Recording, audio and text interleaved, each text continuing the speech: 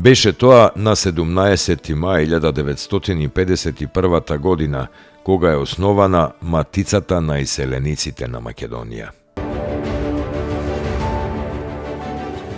Беше тоа на 17. мај 1994 година, кога во Скопје е отворен првиот меѓународен саем на книги и либрографика.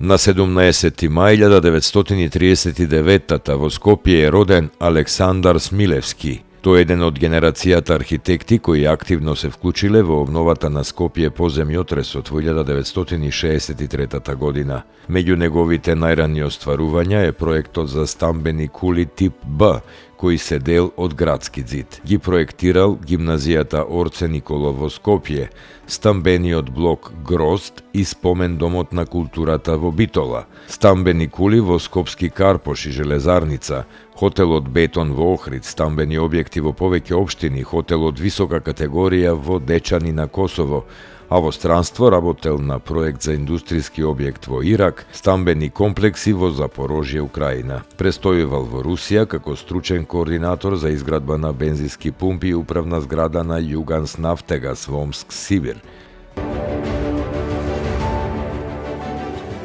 На 17. мај 1395 година загинал крале Марко. Според многу оскудните историски податоци, крале Марко загинал како турски вазал во битката на Ровина против влашкиот војвода Мирче.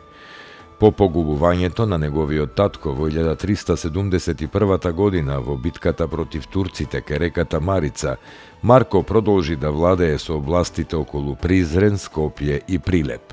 Епската поезија го идеализира крале Марко како пример за храброст, витештво и чесност и како заштитник на слабите.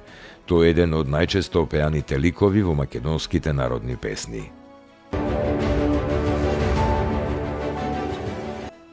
17. мај е меѓународен ден за борба против хипертензијата. Денот е за прв пат официјално воведен во 2005 година и има за цел унапредување на јавната свесност за високиот притисок и поттикнување на граѓаните за превенција и контрола на овој тивок убиец.